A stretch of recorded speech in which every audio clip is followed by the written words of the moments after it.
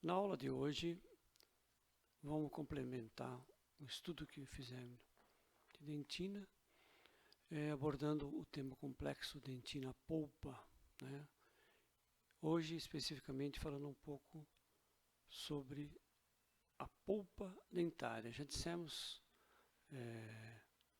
na aula de dentina que a polpa dentária ela só é estudada separadamente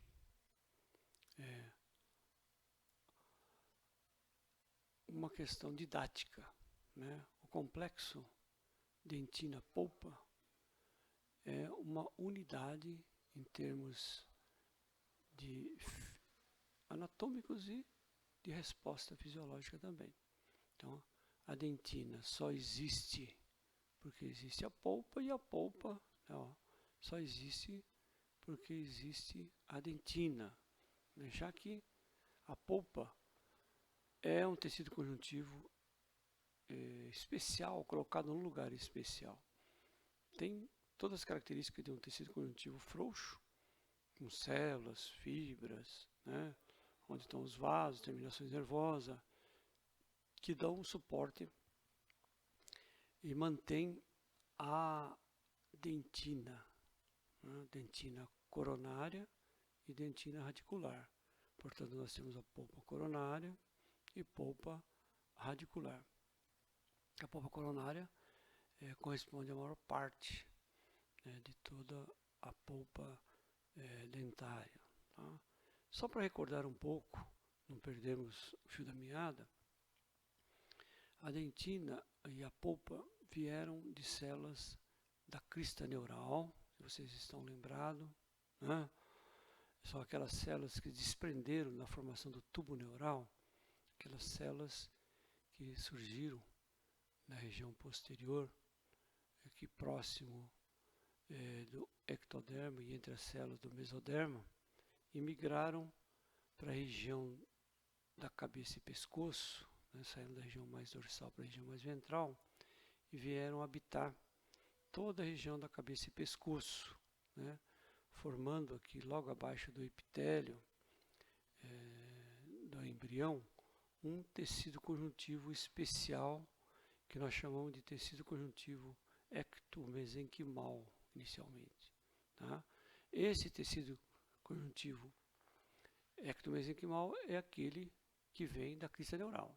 O que vem do mesoderma, né, é o tecido conjuntivo mesenquimal. Nessa região, aqui nós temos a língua, aqui ainda os processos palatinos que vão separar a cavidade bucal de cavidade nasal, né, que o embrião está ainda numa região, numa época bem precoce, né, e já existe aqui entre as células ectomesenquimais e células epiteliais, né, já uma interação para se formar os brotos dos dentes, né, e esses brotos, esse germe dentário, eles progridem, né, vão aumentando, vão desenhando o que vai ser a coroa, tá, e aí surgem os elementos do germe dentário, que é o saco dentário, né, que nessa figura histológica representa bem isso.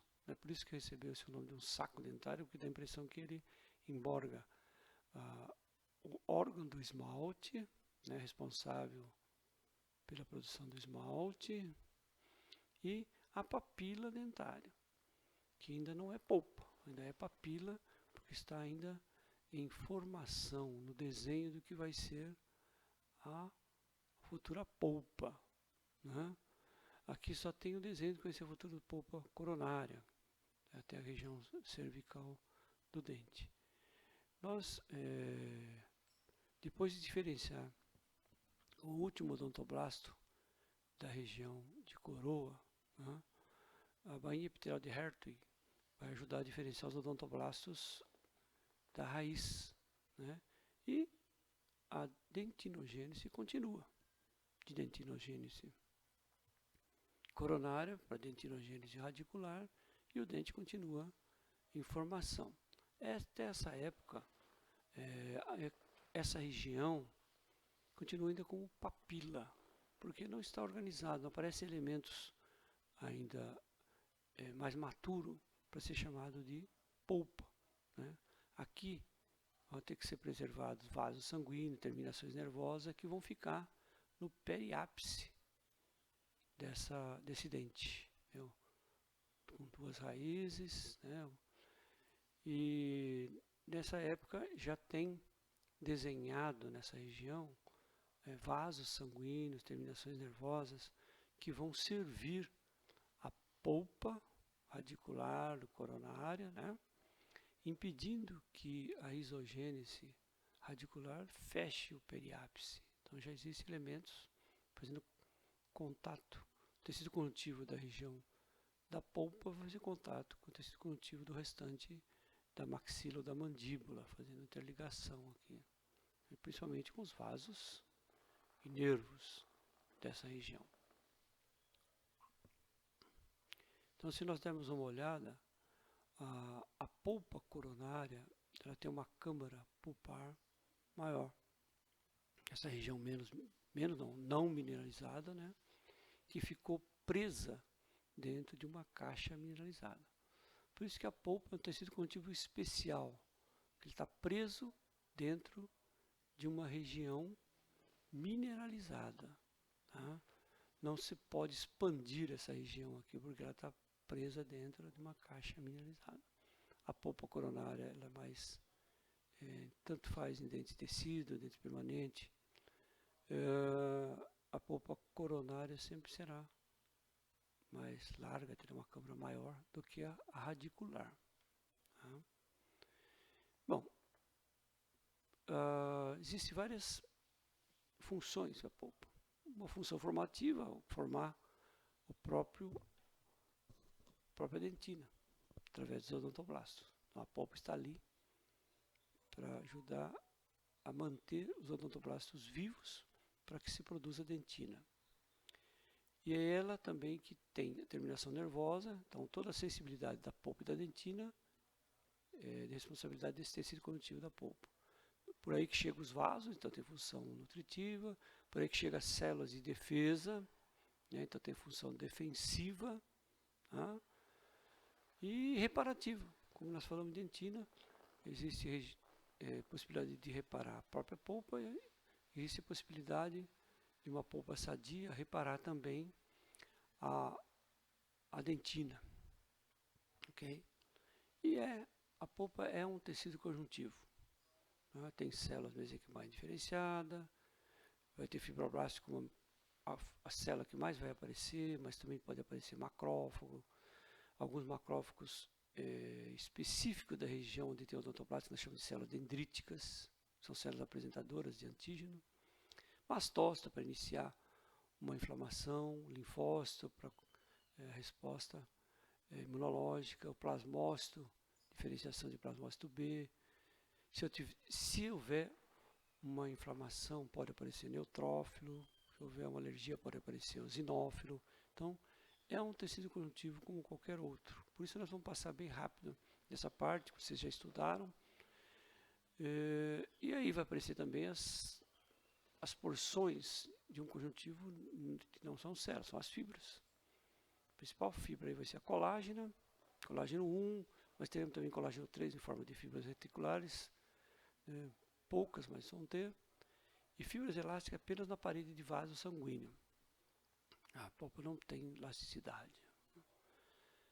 E essas células, o fibroblasto vai produzir uma matriz intercelular amorfa, representada pelas proteoglicanas, glicosaminoglicanas e glicoproteínas. E, para completar o tecido conjuntivo, o líquido intersticial, que nada mais é que o transudato vascular, ou seja, aquele líquido nutritivo, líquido que sai com substâncias nutritivas de dentro do vaso, né, sais minerais, glicose, etc., para servir as células. Por isso nós vamos só passar muito rapidamente sobre esses elementos para falar alguma particularidade da polpa. Tá? Então, a célula mesenquimal, todo conjuntivo vai ter célula mesenquimal indiferenciada, porque em toda a região do nosso organismo, com mais facilidade ou menos facilidade, haverá sempre uma célula mesenquimal que pode reparar uma região. Tem regiões que é mais difícil de ser reparado, mas onde tem tecido conjuntivo, haverá célula mesenquimal diferente, aquela célula pequena, né, com poucas organelas, que está entre as outras células do conjuntivo. O fibroblasto, como em qualquer outro tecido conjuntivo, é a célula que mais aparece, é responsável pela produção de substância fundamental amorfa, e pelas fibras e renovação dessas fibras. E nas polpas mais jovens, vamos encontrar muito fibroblasto ativo, com muitas organelas produtoras de proteínas que são exportadas, né, fibra colágena, as glicosaminoglicanas, etc. E nas polpas mais velhas, há aparecimento mais frequente de fibrócito, porque já é uma célula, já é uma polpa mais cansada e se renova com menos facilidade esse conjuntivo. Então, esse fibroblasto, em qualquer uma das situações de polpa mais jovem ou polpa mais velha, ele é o responsável pela produção e renovação das fibras, né, e também produção e renovação da matriz ou substância intercelular amorfa. Tá?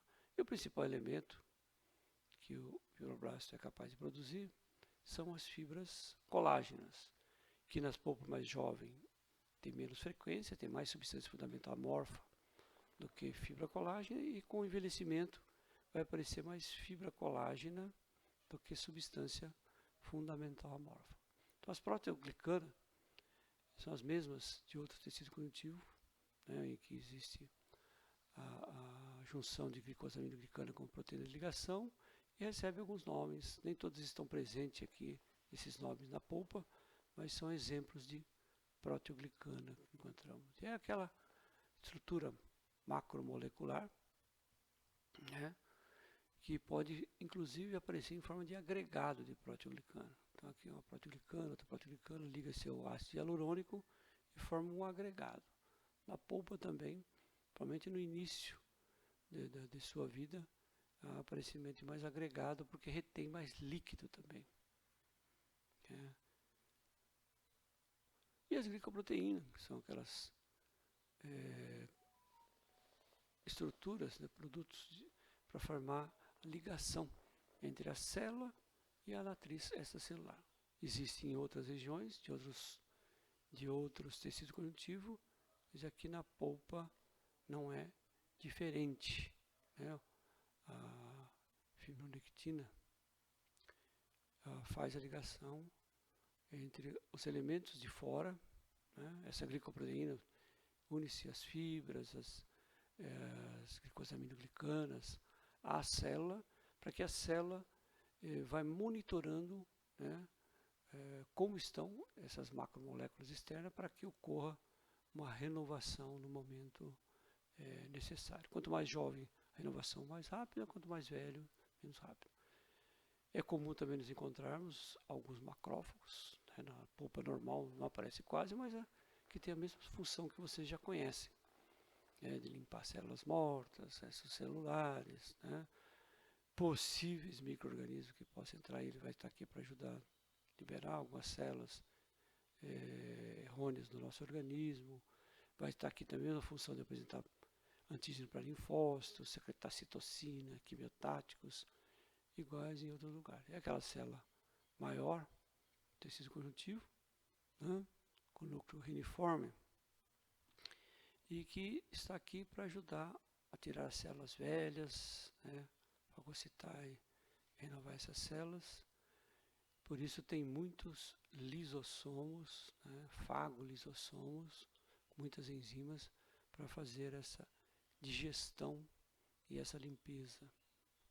É aquela célula que tem origem no monócito sanguíneo, vem pelo vaso sanguíneo e vem povoar aqui a região da polpa, tá? E de outros conjuntivos também. Agora existe um macrófago especial, vamos dizer assim, chamado de célula dendrítica, que ela fica numa região muito região tática, né? Uma região crítica, por onde pode chegar os antígenos. Lembre-se que lá em cima nós temos a coroa dentária, principalmente na dentina coronária. Lá está o esmalte. Se tiver uma cárie, por onde vai chegar os micro-organismos ou os produtos nocivos dos micro-organismos? Através dos túbulos dentinários, né? E por isso a natureza colocou essa célula dendrítica, um macrófago intra-odontoblastos aqui, com projeções citoplasmáticas para detectar possíveis antígenos. Se ele detecta algum antígeno, ele vai migrar para um linfonodo mais próximo para apresentar esses antígenos para linfócitos, e esses linfócitos montarem uma resposta imunológica naquela região, tá? Para tentar ou para combater a invasão de bactérias ou antígenos bacterianos naquela região. E mastose também, se existe uma inflamação na polpa, uma pulpite, é porque existe também mastócito, né, que inicia a resposta inflamatória, produzindo os mediadores da inflamação, os mediadores primários, mediadores secundários, que vocês também já viram em aulas de tecido conjuntivo. E produzir também a heparina, é comum, todos eles. É aquela célula que tem vários grânulos, né? Ela não fagocita nada, mas ela produz vários grânulos com aqueles substâncias que nós citamos. E esses grânulos estão aqui para ajudar a iniciar a resposta inflamatória. E uma das respostas inflamatórias é contra antígenos alérgicos, né? Então ela é citotrópico, a IgE, por isso pode aqui também ocorrer a colocação de IgE nessa região e ocorrer uma alergia. Muito difícil de acontecer isso, mas é a célula relacionada com essa atividade. Também teremos linfócitos que estão passeando por ali para ver se a polpa está normal. Praticamente vocês não vão encontrar linfócito, nem B, nem T, nenhuma célula da resposta inflamatória crônica. Tá? Nessa figura histológica é só para mostrar, comparar, né? Um macrófago com um linfócito, com fibroblasto, aliás, né? Célula compridinha aqui. É uma fotografia de uma polpa jovem, né? Que dá para se ver linfócito, dá para se ver macrófago e os fibroblastos, que é a célula que mais aparece. Claro, numa inflamação crônica, vai aparecer muito mais esses tipos celulares, né? Linfócito, macrófago. E uma célula que só vai aparecer se houver um processo inflamatório vai ser os plasmócitos, né? Como acontece em qualquer outro tecido conjuntivo, em que a resposta é uma inflamação crônica. Tá? Mastócito é aquela célulazinha diferenciada do linfócito B, que tem a função de produzir imunoglobulinas ou anticorpos para combater uma inflamação, né? Está presente numa inflamação, combater os antígenos, e isso só ocorre então se houver a presença de antígenos. E o neutrófilo, mesma coisa. É comum o neutrófilo sair dos vasos sanguíneos e entrarem entre as células do tecido conjuntivo da polpa de outra região, mas eles estarão muito mais presentes quando existe uma invasão bacteriana. Tá? O neutrófilo, ele é uma célula de resposta da inflamação aguda que vai estar presente na polpa quando ela estiver infeccionada, tá? Como uma célula da primeira resposta da imunidade inata, para que combata os antígenos no primeiro momento. Se for algum material que provoca alergia, então haverá a presença de eosinófilo também, né? é uma célula que também fagocita, mas sempre respondendo ao material alérgico. Essas são as células, rapidamente falando, só para dizer que elas são de polpa, porque polpa é tecido conjuntivo, e o líquido intersticial. O líquido intersticial nada mais é do que o transudato vascular, ou seja, ele sai do lado arterial trazendo nutrientes para a região entre as células e fibras e leva os catabólitos, né, na circulação venosa, continuando a circulação sanguínea. Então, esse líquido também é importantíssimo, que na polpa jovem está mais presente, na polpa velha menos presente. Bom, falamos aqui rapidamente de um tecido conjuntivo que aparece praticamente a mesma coisa em qualquer outra região do nosso organismo, né, salvo algumas exceções. Então vamos falar agora de umas características específicas que a gente vê na polpa.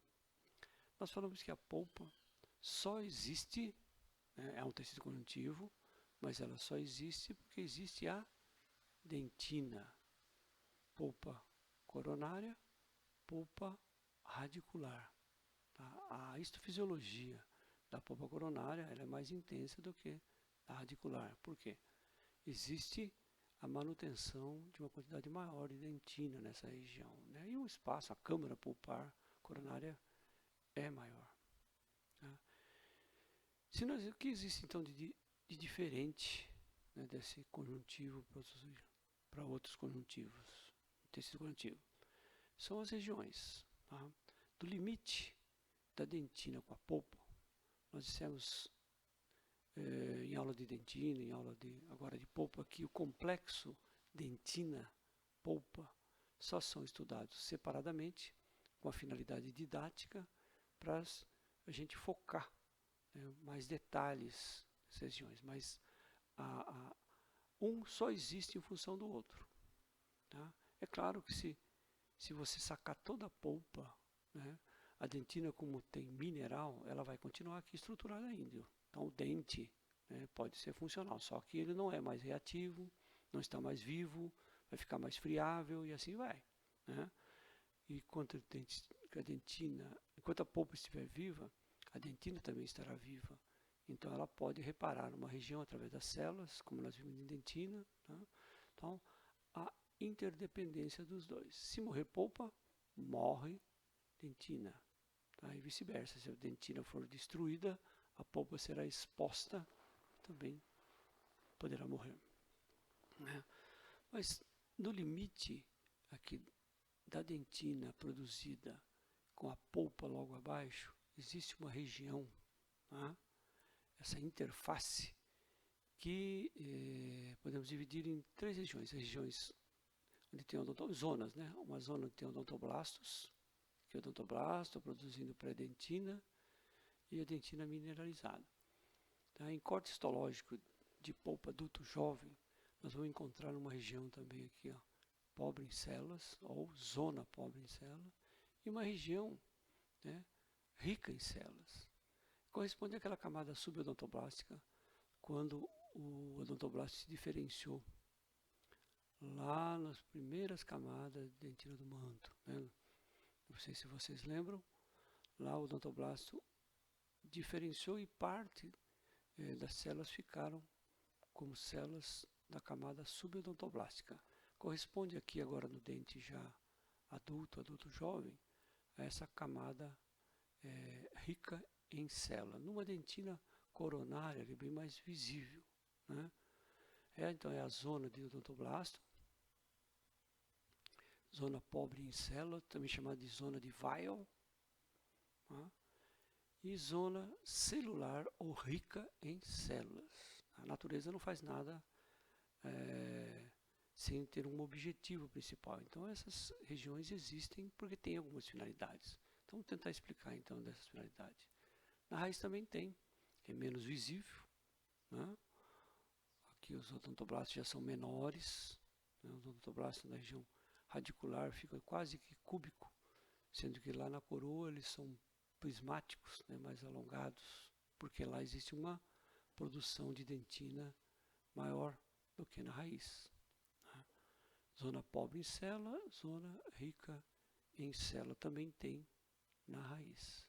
Então, os odontoblastos, à medida que vão produzindo a sua matriz, eles vão deixando seus prolongamentos e o que nós chamamos de camada odontoblástica, ou zona odontoblástica, é apenas o pericárdio, o corpo do odontoblasto. Né? Camada de odontoblasto vai ter uma subcamada. Os autores dizem só camada odontoblástica e camada subodontoblastica. Mas na camada subodontoblastica dá para ver uma região livre de células, né? E uma camada com mais células, rica em células. Aqui nesse desenho é a mesma coisa. Né?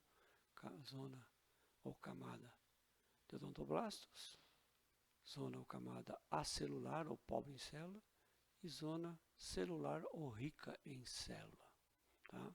Volto a repetir, a natureza não fez essas regiões apenas para dar uma estética à polpa em relação à dentina, mas tem uma finalidade que até o final da aula nós vamos descobrir.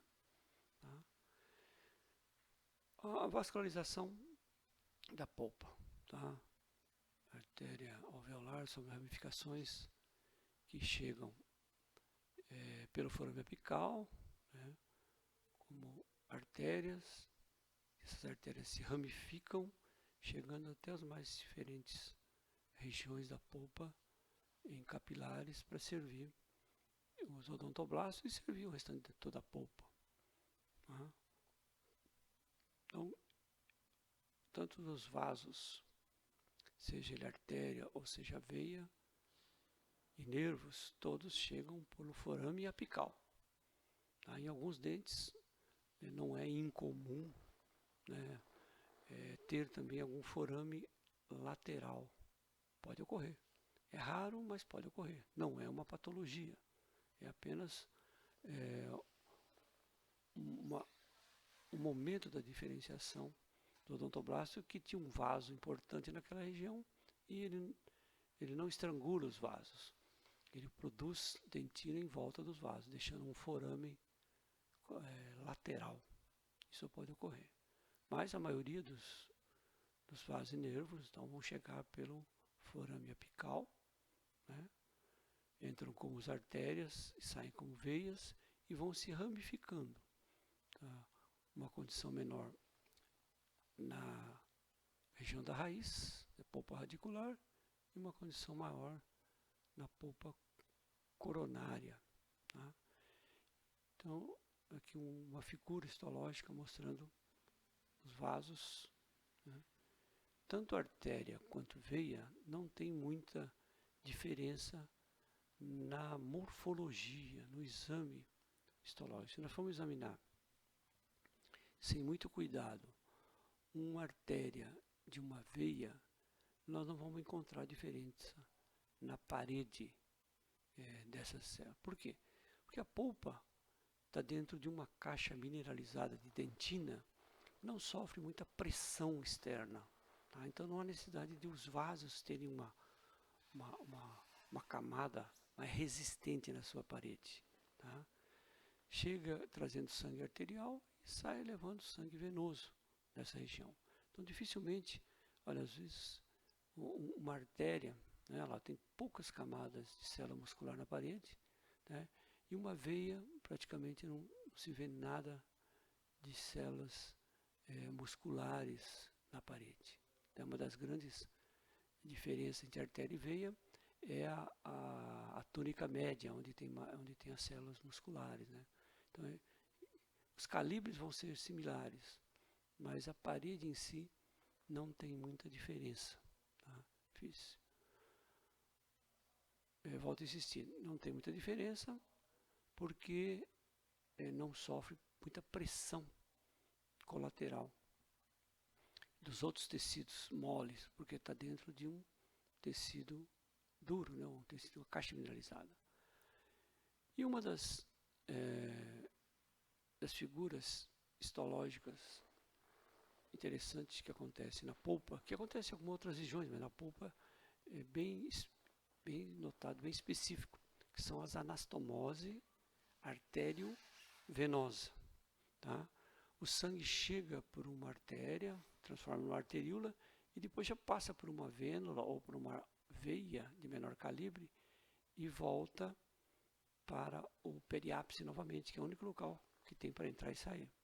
Então, por que a natureza fez essas anastomose arteriovenosa?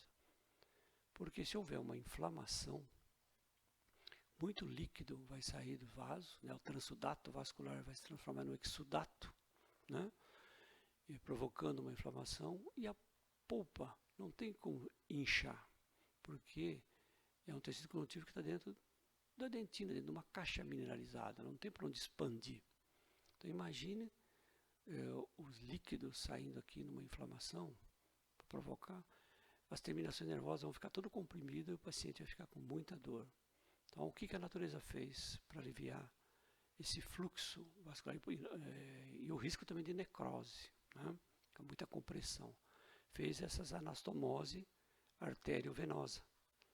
Então, quando ocorre uma inflamação, uma pulpite, o sangue chega por uma artéria, né? E antes que se ramifique para capilares sanguíneos, esse sangue abre-se aqui um ladrão, uma porta, e ele já volta pela veia, impedindo que muito líquido se extravase para a região da polpa, né? Para não provocar uma compressão maior. Então, é natural encontrarmos dentro da polpa essas anastomose artério-venosa. Está fechada enquanto a polpa está normal. Observe, passa a ser capilares esses vasos e aí volta pelos capilares venosos e saem da polpa. Quando ocorre o processo inflamatório, abre-se uma região de passagem de sangue arterial diretamente de artéria para veia e evita-se uma compressão dentro da polpa. Tá? Uma outra particularidade também dos vasos sanguíneos é o plexo vascular odontoblástico. Qual é a célula que mais trabalha dentro da polpa ou no complexo dentina-polpa? Né? São os odontoblastos, que vai produzir toda a matriz orgânica de dentina, né? Para depois mineralizá-la. Então tem que chegar muito aminoácido para essas células produzirem proteínas, principalmente colágeno, e também tem que chegar sais minerais, fosfato e cálcio, e por isso a natureza desenvolveu um grupo de vasos sanguíneos, né, que forma uma alça vascular, trazendo nutrientes, oxigênio principalmente, né, e nutrientes diretamente para os odontoblastos. Tá? Forma alças vasculares que no conjunto de todas as alças nós chamamos de plexo vascular odontoblástico. Tá? São aqueles vasos que chegam mais próximo e muitas vezes entre as células de odontoblastos. Né? Aqui está a dentina, aqui estão os odontoblastos, olha aqui quantos vasos capilares sanguíneos, né, entre os odontoblastos. Então aqui chega nutriente de melhor qualidade, né, antes de liberar esses nutrientes aqui para a polpa, que está aqui só para manutenção desse tecido conjuntivo, ele traz esses nutrientes para o odontoblasto, que é a célula que está trabalhando mais nessa região. Então esse é o plexo vascular odontoblástico. E agora em relação às terminações nervosas. Então nós temos terminações nervosas que servem a polpa como um todo, né? Está terminações nervosas relacionadas com parede de artéria, arteríola, né? E existe nessas regiões a divisão de dois plexos. Então o plexo visceral, o mielínico, e plexo parietal ou subodontoblástico, que é chamado também de plexo de Raschkow. Tá? O plexo visceral, ele corresponderia à polpa como um todo.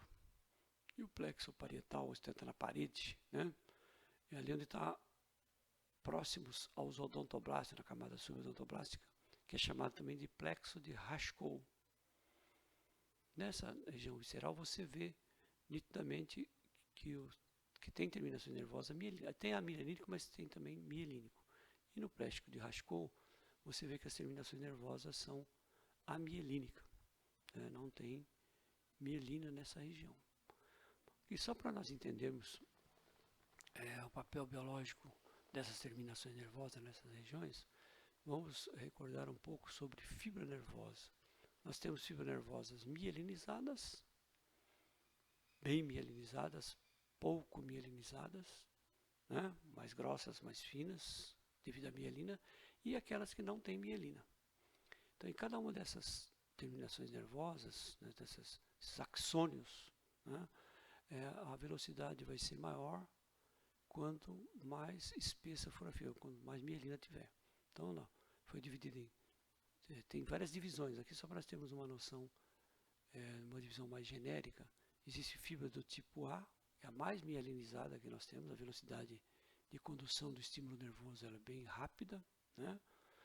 As mielinizadas do tipo B, em que é mais fina, menos mielinizadas, né? O diâmetro é menor, tá? E a velocidade também é menor. E tem as amielina, que a velocidade é menor ainda, tá? Não tem mielina. Bom, toda terminação nervosa que chega na polpa, ela chega junto com os vasos sanguíneos, chega como nervo da polpa, né? E quando chega na região subodontoblastica, próximo dos odontoblastos, esse nervo, que é uma reunião de fibras nervosas, ele deixa de ser nervo e as fibras nervosas vêm servir cada uma das regiões aqui dos odontoblastos. Aqui, nitidamente dá para se ver uma reunião de fibra nervosa, um nervo. Aqui separa em fibras nervosas, né?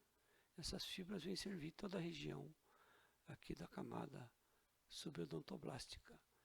E nessa região, esses nervos que chegaram, eles são mielinizados, mas quando chega no plexo de Raschkow ou na zona pobre em célula, né, essas fibras nervosas que eram bem mielinizadas acabam perdendo a mielina, ficando terminações nervosas desnudas de mielina. Então é como se você pegasse um fio elétrico, né, que tem aquela capinha, e até aqui tem a capinha. Chega aqui, você tira a capinha e deixa as terminações nervosas todas expostas. Tá? Isso tem uma razão de ser que nós vamos compreender daqui para frente. Essa região, tá, que tem poucas células, tem essas terminações nervosas, onde chegam os vasos, né? E tem principalmente então, esse plexo de Raschkow.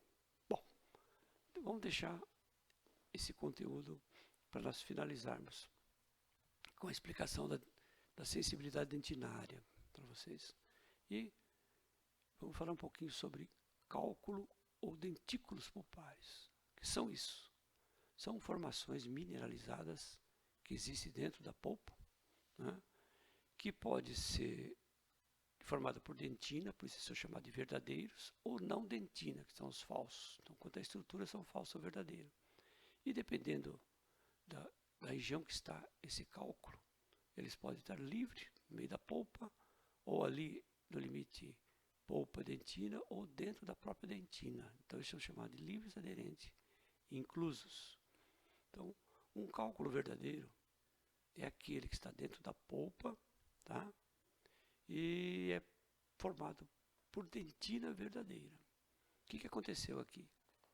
Na hora de diferenciação do odontoblasto, tá? Principalmente na polpa, né? No canal radicular, na dentina radicular, é mais difícil encontrar esses cálculos. Se encontrar, é um terror para os endodontistas, ele obstrui passagem de instrumento de manipulação dessa região, porque é uma peça mineralizada. Então, que aconteceu num cálculo verdadeiro?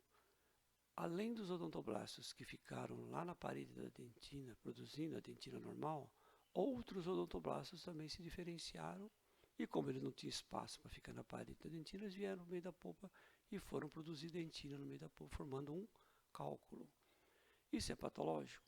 Não chega a ser, porque isso não atrapalha nada a vida do dente, tá? Só vai atrapalhar a vida do endodontista se um dia ele for instrumentalizar essa região, que é um material mineralizado. Esse é o verdadeiro. Mas, às vezes acontece uma inflamação, uma destruição de pequenos vasos, algumas fibras, e há liberação de fosfatase alcalina, há a formação, às vezes, de algum coágulo, esse coágulo, com fosfatase alcalina, há a precipitação de minerais, né? Nós sabemos que a fosfatase alcalina ela é essencial para preparar uma matriz orgânica para precipitação de mineral. E se isso acontecer no meio da polpa, essa matriz orgânica pode receber mineral formando um cálculo. Cálculo falso, porque não foi produzido por odontoblasto, não é dentina, né? Isso pode ficar lá no meio da polpa ao longo de toda a vida do dente, ou pode, conforme a dentinogênese for aumentando, ele fica na parede ou fica até incluso, né? Esse cálculo poderia estar dentro da polpa, quando era polpa, mas com a dentinogênese não para, a câmara pulpar vai diminuindo e a dentinogênese vai aumentando, esse cálculo, esse aqui no caso é um cálculo verdadeiro, ele é produzido também por odontoblasto, mas esse odontoblasto estava dentro da polpa. Aí os outros odontoblastos vieram produzindo a sua dentina e aqui ficou incluso dentro da dentina. Então, essas três situações de localização, podemos encontrar um cálculo. Olha aqui, ó, uma situação prece de um aqui está na polpa, né, próximo a ficar aderido e ficar incluso se essa dentinogênese continuar nesse sentido. Tá certo? Isso são odontoblastos e esses são odontoblastos. Isso um cálculo verdadeiro.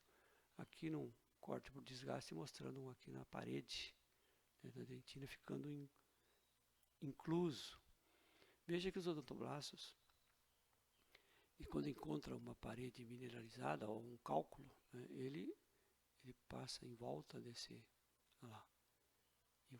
cálculo e deixa ele embutido dentro da matriz. Tá?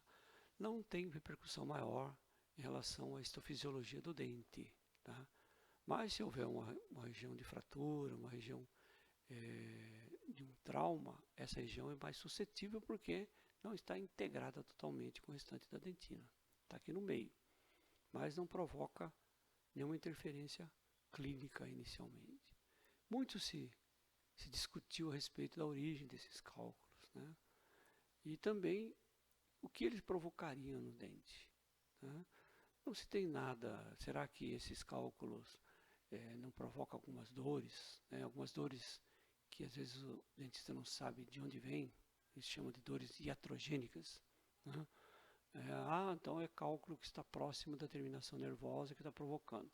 Mas a natureza é sábia, então se o cálculo estiver aqui próximo, essas células vão ficar ao lado, mas não vão ficar pressionadas, a não ser que ocorra uma inflamação, ocorra uma condição patológica, mas numa condição fisiológica, até o que se sabe, esses cálculos não provocam nenhuma reação inflamatória, não provoca dor, não provoca nada que atrapalhe a funcionabilidade do dente, né? Então, cálculos falsos, próximo de terminação nervosa, mas não necessariamente está sendo comprimido essa região.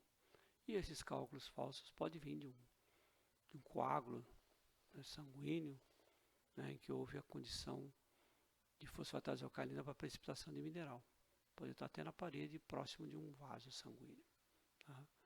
Isso acontece principalmente na polpa coronária, né? Raramente você encontra em polpa radicular. Tá? Bom, e a polpa, conforme ocorre o envelhecimento natural das pessoas, natural do dente, né, vai ocorrendo uma regressão da polpa. Uma polpa jovem, né, tem muito líquido intersticial, muita substância fundamental amorfa, né? Numa polpa mais velha, olha aqui, olha os odontoblastos de bengala aqui, né? E olha os odontoblastos aqui, ó, fazendo esporte, tá?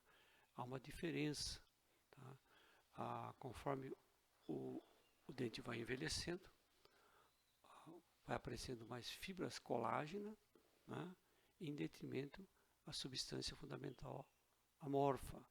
É claro que uma polpa mais velha, ela tem condições de resposta à produção de uma dentina reacionária, ou uma resposta inflamatória com mais dificuldade do que uma dentina jovem. Por outro lado, também dificilmente acontece invasão bacteriana, porque já tem dentina esclerosada, né? Já é uma polpa com muitas fibras em relação à polpa jovem. Tá? E para finalizarmos agora a aula, vamos retomar um pouco aquelas terminações nervosas que nós falamos dos plexos de Rashkow e explicarmos a sensibilidade dentinária. Né? A dentina está integrada com a polpa e a dentina dói. Qualquer interferência na dentina, em qualquer região da dentina, seja uma interferência mecânica, biológica, química, vai gerar uma dor. O sistema nervoso central vai interpretar isso como uma dor. Tá? E muitos se perguntam por que essa dor, como ela é gerada. Tá? A dor da dentina é uma dor rápida, lacinante e fugaz. Então ela é uma dor que dá aquela dor violenta e de repente some. Tá? Você pode até ter experimentado desse tipo de dor aqui na região cervical do dente, quando chupa um sorvete. É uma região que às vezes fica exposta à dentina e você tem aquela sensibilidade, dá aquele choque e de repente some. É diferente da dor da polpa. A polpa, quando está inflamada, ela é uma dor pulsátil, constante, que parece quando o vaso sanguíneo passa o sangue, ou quando o coração bate, essa dor ela aumenta, diminui, ela aumenta, diminui. Então é uma dor pulsátil, né, e prolongada, sendo que na dentina é uma dor rápida, mas é uma dor lacinante, uma dor que não se pode interferir, né, numa restauração sem uma anestesia. Dificilmente o paciente aguenta. Agora, por que a dentina dói? Se dentro da dentina nós falamos que não tem vaso sanguíneo, não tem terminação nervosa, né? Por que ela dói? Então foram procurar explicação a respeito dessa sensibilidade dentinária. E lançaram 3 teorias. Uma delas é que a dentina teria terminação nervosa embutida. Aí foram fazer corte histológico normal, corte histológico pela microscopia eletrônica de varredura, e verificaram que as terminações nervosas que chegam, né, e entram, passam pela pré-dentina e entram dentro dos canalículos, dentro dos túbulos, é muito pouco. Não explicaria essa alta sensibilidade que a dentina tem. Então essa seria uma das teorias. A dentina ser inervada, ter terminação nervosa. Não explica muito bem. A outra teoria é a origem do odontoblasto. Em algumas dessas pesquisas para verificar até onde vai a terminação nervosa, verificaram-se que existem algumas sinapses, ou pelo menos a terminação nervosa chega muito próximo do odontoblasto. E o odontoblasto tem origem na crista neural, de onde tem também origem alguns neurônios. Então ele é parente do neurônio. Ele teria a possibilidade de uma excitação da sua membrana para gerar um estímulo nervoso. E se ele tem conexão com uma terminação nervosa, levaria esse estímulo até o sistema nervoso central. Mas também cortes histológicos, né? Microscopia eletrônica, microscopia óptica comum não detectaram muitas terminações nervosas fazendo sinapse ou muito próximo de pericário ou fazendo alguma conexão com o corpo ou prolongamento do odontoblasto.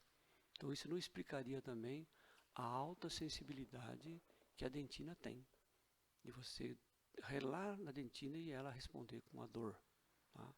Uma outra teoria que é o mais aceita é a teoria hidrodinâmica. Tá?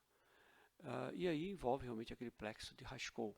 Então aqui, essa terminação nervosa que nós estamos mostrando aqui, representa várias terminações nervosas que estão aqui no plexo de Raschkow, ou naquela camada pobre em célula, né? Livre de célula, que tem muitas terminações. Chegaram aqui as fibras do tipo A, perderam a mielina, perderam aquela capa do fio, e ficou aquele fio desencapado nessa região. Então o que acontece? Por que a natureza fez isso? Porque toda a polpa é preenchida por líquido intersticial. Esse líquido entra dentro dos canalículos e vão até dentro dos túbulos dentinários, né, e canalículos, e vão até o limite dentinário. Então, todo o prolongamento é banhado por líquido, todo o pericário, o corpo do odontoblasto é banhado por líquido, toda a polpa é banhada por líquido. Então, se você fizer um corte da dentina, enxugar, tirar líquido daqui dentro, lá no limite dentinário, pelo princípio dos vasos comunicantes, se você mexeu nesse líquido dentro do canalículo, esse líquido é um corpo que está ligado a outro líquido. Então, todo o líquido da polpa vai mexer. E essa terminação nervosa do plexo de Raschkow seria sensibilizada. Tá? Isso explicaria melhor porque dá essa dor lacinante. Porque muitas terminações nervosas do plexo de Raschkow seria sensibilizada por essa movimentação ou alteração química desse líquido, né, gerando um estímulo nervoso que naquele momento gera um estímulo nervoso, mas depois passa. Tá? Então, toda essa massa líquida que está dentro do túbulo dentinário, aqui na camada subodontoblática, na própria polpa, mexeria, né, e essa terminação nervosa, muitas terminações nervosas, né, os fios desencapados aqui nessa região, levaria a essa alta sensibilidade da dentina. Então isso, claro que não exclui. Por que a natureza veio aqui e fez sinapse com o prolongamento odontoblástico, né, com o corpo do odontoblasto, né? Ou por que a natureza colocou algumas terminações nervosas dentro dos túbulos? Então, alguns autores entendem que essas três teorias se complementam. A hidrodinâmica dá uma base, né, teórica, né, mais contundente, mas as três se complementam. Então, por isso se aceita que as três, uma ajuda a outra, mas essa hidrodinâmica é a que melhor explica a alta sensibilidade da dentina. Tá? Então, ou faz esse líquido se movimenta dentro dos túbulos, né, e vem movimentar as terminações nervosas no plexo de Raschkow, aumentando a sensibilidade. Ok? Bom, era isso que nós tínhamos a parte de polpa. Espero que tenha ajudado vocês nesse conteúdo e estaremos à disposição. Até uma próxima. Muito obrigado.